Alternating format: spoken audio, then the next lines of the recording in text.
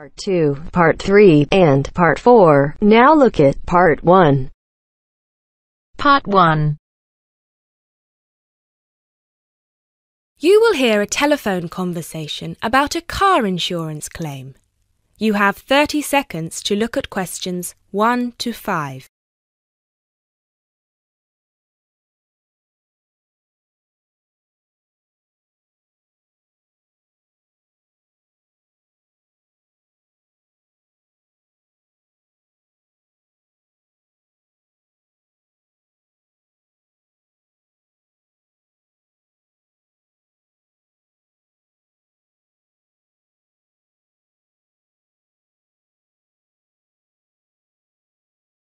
Good afternoon. Watto Insurance. This is Janet speaking. How may I help you? Yes, hello. I would like to make a claim on my car insurance, please.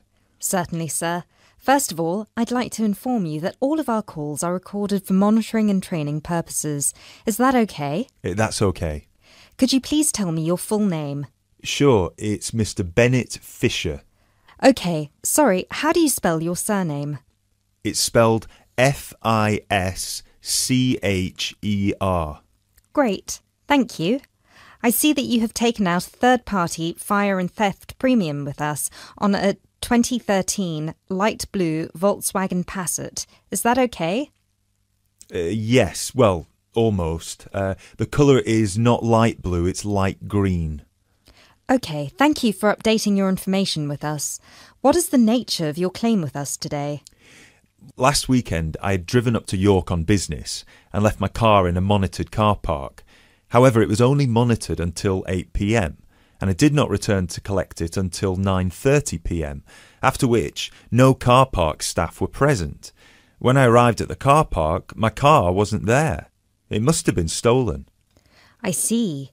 Were there any valuable items left in your car which could have been seen from outside? Well, I had recently bought quite an expensive radio for my car, but the front panel is detachable, and I always stow it in my glove compartment. So, no, there wouldn't have been anything valuable on display. Okay, Mr. Fisher. Thank you for that information. I'm going to send you some forms through the mail for you to fill in. Before I can do that, I need to ask you a couple more questions. Is that okay? Of course.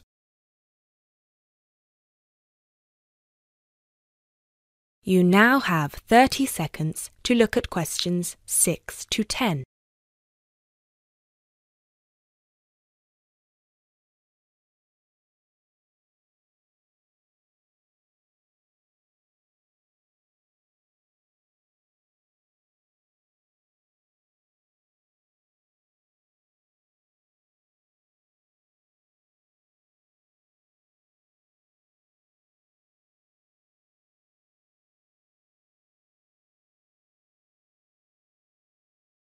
Thanks, Mr. Fisher.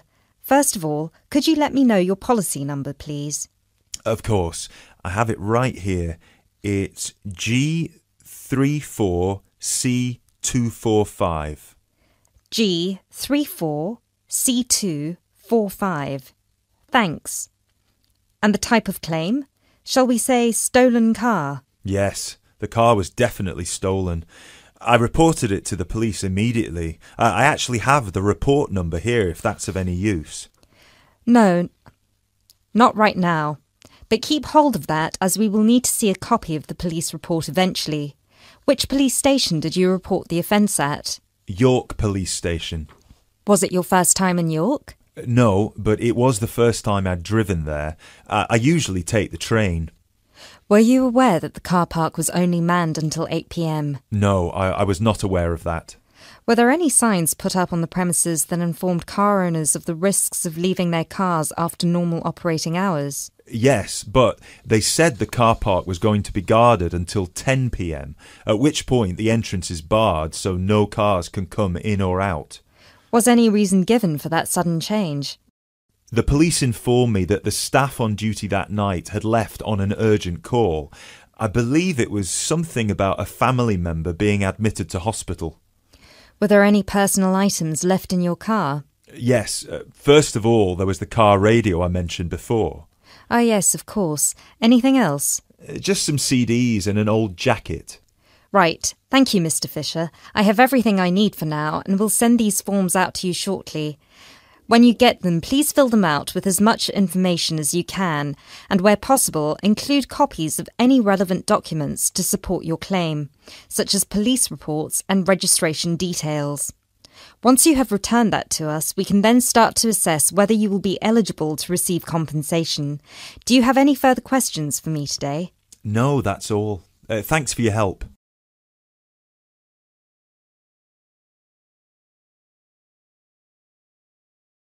That is the end of part 1. You now have half a minute to check your answers.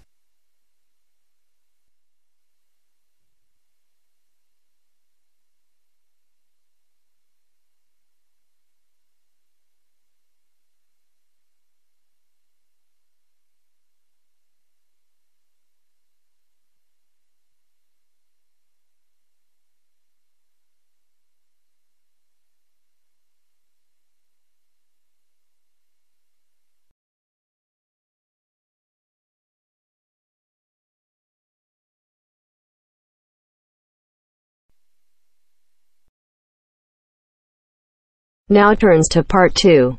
Part 2. You will hear a talk about the history of a poetry award. You have 30 seconds to look at questions 11 to 15.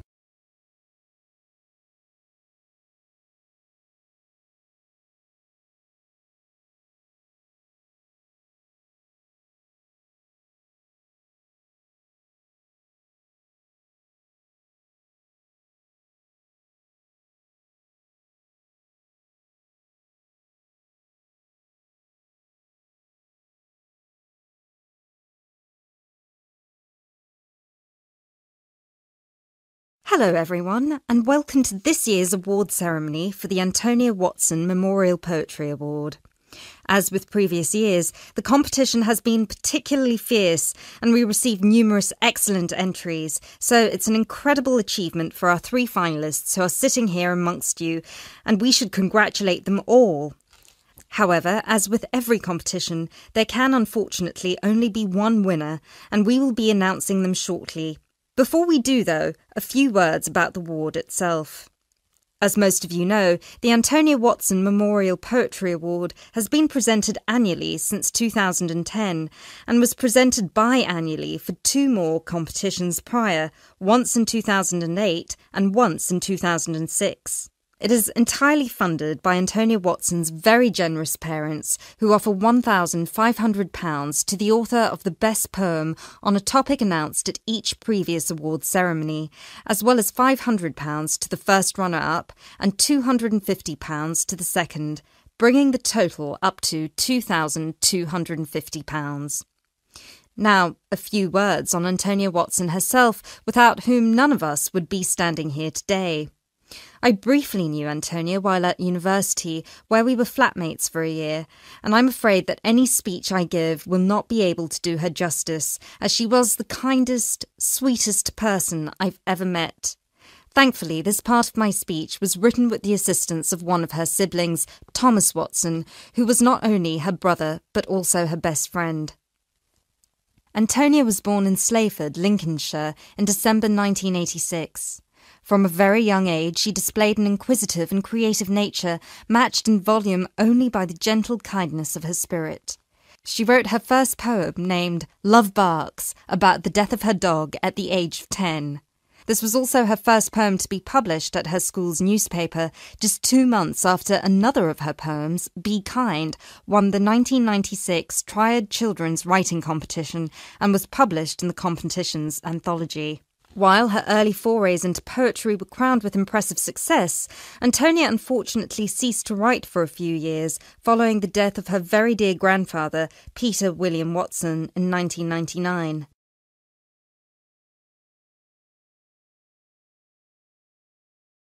You now have 30 seconds to look at questions 16 to 20.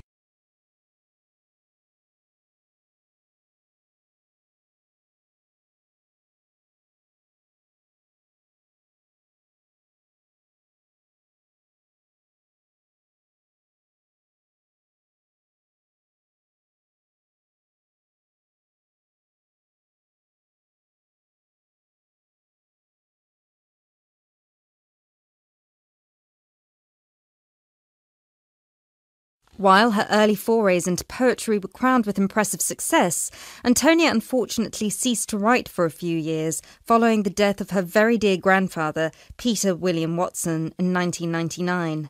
Despite her writer's block, however, her artistic nature didn't lie dormant during the next 4 years. She had an active role in various theatre plays, and she also ventured into painting. A few of the plays are available on the internet, and you can find several of her self-portraits on our website, and you can see for yourself how impressive they are. But poetry, of course, remained her passion even then, which is why in 2003 she resumed writing, and her next poem, The War on Both Sides, was published in her college's journal. At the age of 18, Antonia moved to Sheffield to study English literature at the University of Sheffield. This is where she and I met, spending a whole year in adjacent rooms in a flat in central Sheffield. This is also where I met her good-natured, generous parents, Mr. and Mrs. Watson, who came to visit her regularly and always treated me like a daughter as well. Antonia and I grew very close during that period, and while we ran in different circles, we always found time for each other every week. Antonia self-published one collection of poems in August 2005. It was named Burning Stars, after the poem on page 16, which is also the date of her birthday. It was an immediate success amongst her peers at the University of Sheffield, and it was so cherished by her English literature classmates specifically that it had attracted the attention of one of her lecturers, who put her in touch with a literary agent. She had been due to begin working on her second collection right before her tragic passing in a car accident just 5 days before her 19th birthday in December 2005.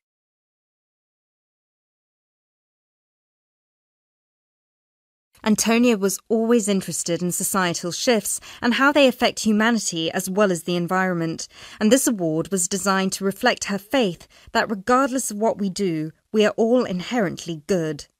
With this in mind, all of the topics this competition has dealt with have been about the potential and the positive side of humanity, such as this year's Young Love theme or last year's Inner Power theme. We've had poems about personal strength, about immigration, about gender equality and peaceful protest. And hopefully in 12 months, the poems we'll be awarding will be just as inspiring with the topic of poverty. I know Antonia would be really proud of what her parents and what all of you together have achieved. So, finally, let's get on with the actual award. As I said before, it's been a fierce competition this year, and with more than 5,000 entries, it was quite the task for our 3 judges to cut them down to just 3. But our 3 finalists definitely deserve to be here, and without further ado, I would like to... That is the end of part 2. You now have half a minute to check your answers.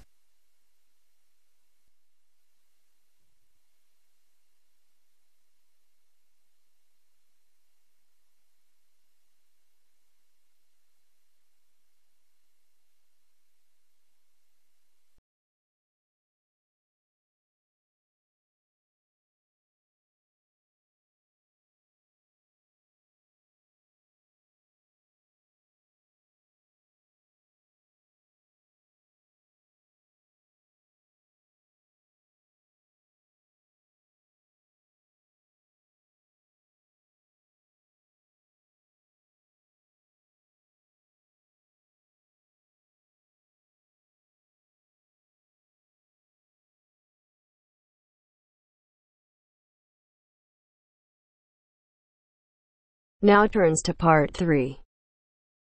Part 3. You will hear a conversation between 2 students who will discuss a project they're working on together. You have 30 seconds to look at questions 21 to 27.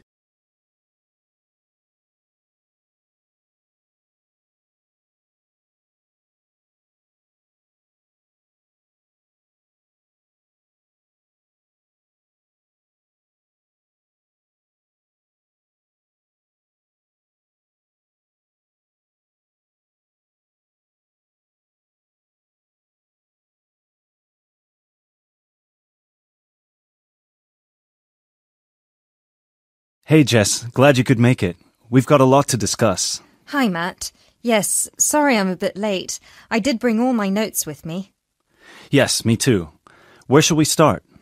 Well, I think it would be a good idea to clarify our objectives just one more time. Yes, good idea. Okay, here we are. We need to record, photograph, and identify the plant species in 10 1-square-meter plots.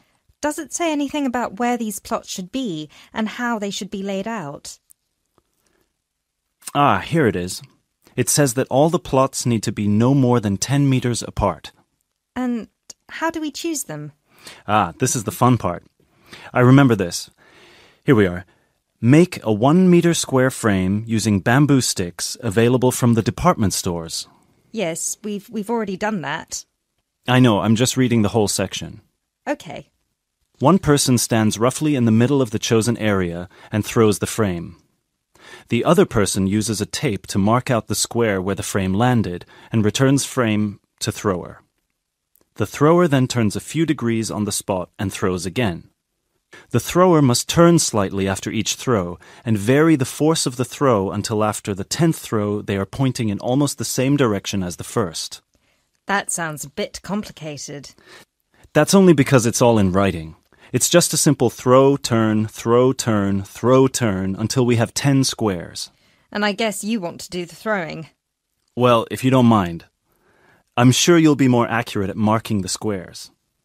Yes, I am sure I am, and I'm sure you've got a stronger throwing arm.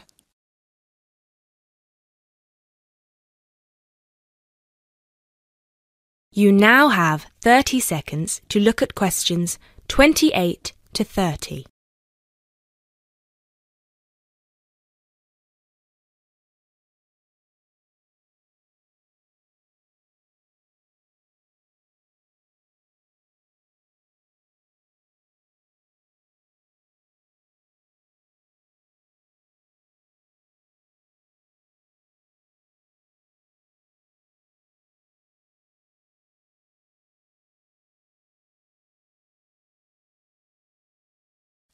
Okay, good. We've got that sorted. Now we need to decide where to go. Yes, I've been thinking about that and I've brought the map. Ah, well done. I forgot mine. Now, I've identified 3 possible locations, but they've all got some disadvantages. Okay, fire away. Well, the area around this lowland marsh could be interesting. There'll be a lot of interesting water plants here. Looks good, but what's the problem? Mainly that it's already a designated nature reserve, and I think there's already been a lot of research done here. Ah, I see. Well, I'd rather do something that's new and can be useful. I agree. That's why I identified this area further west. See, here, behind the beach. Oh, yes, I see. That area there, where it's flat, but quite high. Exactly. If you look a bit further inland, you'll see that there are hills which will protect that area from strong north winds. I see. Excellent. But what's the problem? Just that it may not be very interesting. We know that the geology there is not conducive to a wide variety of plants. I agree. So what's your last idea? Well, I think this one is a bit of a winner, although I did want to show you the other 2. Look up here, on the north coast. Where? See this bay? Well, I know that there's been quite a lot of studies done here, but a bit further to the east, behind this headland. No one has ever looked at that. Well, I certainly couldn't see any studies. That is interesting. And the plant life could be a bit different because of the shelter from the wind the headland provides. Exactly. Brilliant, Jessica. That's a great idea. We'll go there. Thanks. Now all we have to decide is when is a good time. Well...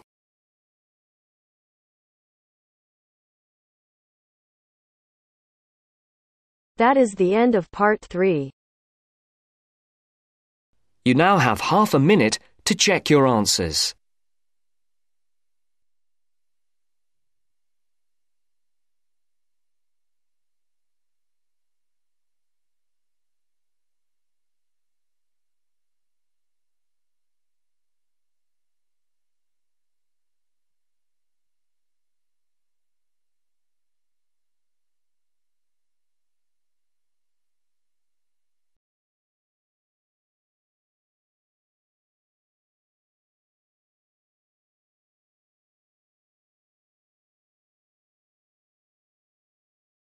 Now turns to Part 4.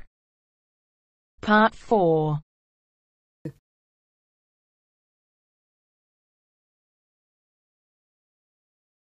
You will hear a talk given by a foreign correspondent. First, you have some time to look at questions 31 to 40.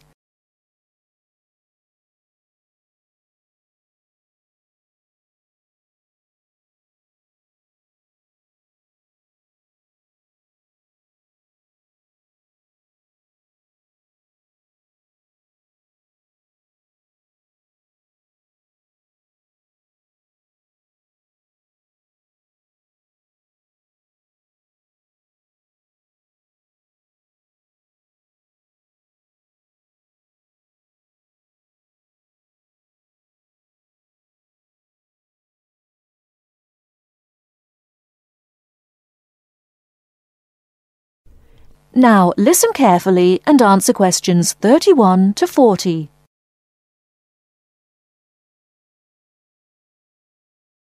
Good evening.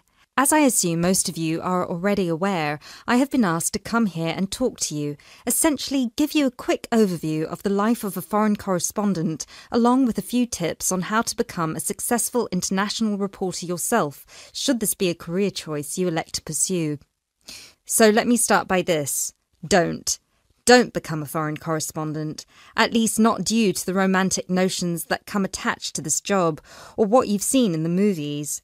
Being a foreign correspondent does not mean exotic adventures. It doesn't mean finding yourself at the heart of the action and putting yourself in danger to inform the world. Let me just tell you this. 80 journalists are killed each year in the line of duty. Many more find themselves in prison or are attacked. You need to think hard. Is this the sort of career I want? Is this the kind of reporting I'm interested in? And only after you've carefully considered all the pros and cons should you decide. But let's focus on those of you who believe that, yes, you've got what it takes to be a foreign correspondent, and this is definitely why you decided to study journalism here. You're all third-year students, which means I don't need to waste my time telling you the basics. Of course, you need to read a lot. Books, novels, newspapers, blogs. And of course, you need to be acceptably proficient in various media skills.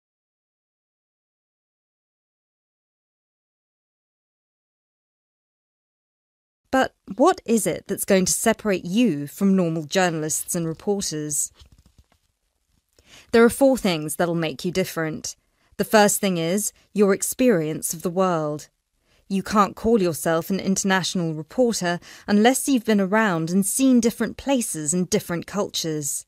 Seize every opportunity to visit other countries, meet people from around the world. It doesn't matter if it's business or leisure, just hop onto a plane and go everywhere. This will expand your horizons and sharpen your mind, something that, as a foreign correspondent, will help you understand better the culture of the country you'll be covering. And speaking of culture, this is a term you need to make sure you fully understand. What's culture? What makes a country's culture? Explore the culture of the country you're interested in. The music, the literature, the religion. Are there any cultural practices or conflicts you need to be aware of? Are there any tensions within the country? Why? The most important element of culture, of course, is the language. Do yourself a favour, whether you're planning to become a foreign correspondent or not.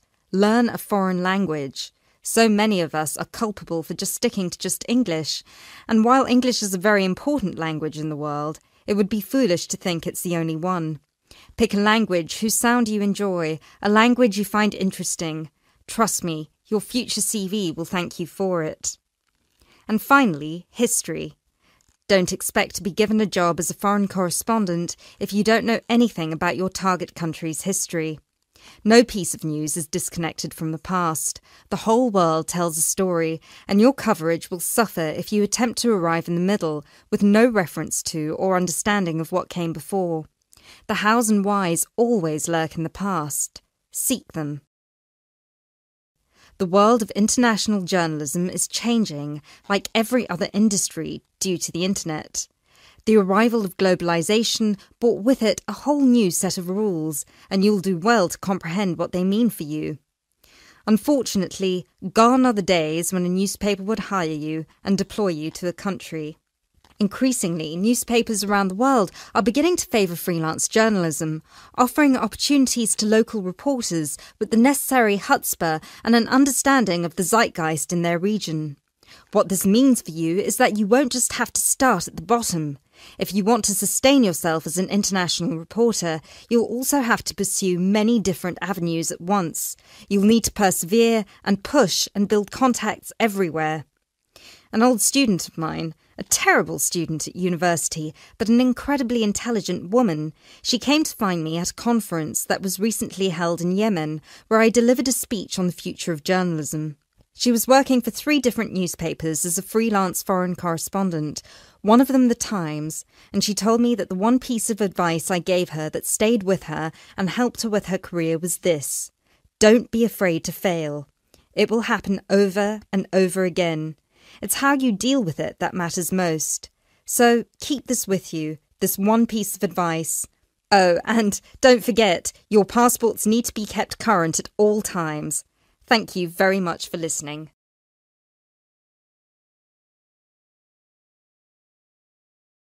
That is the end of part 4. You now have half a minute to check your answers.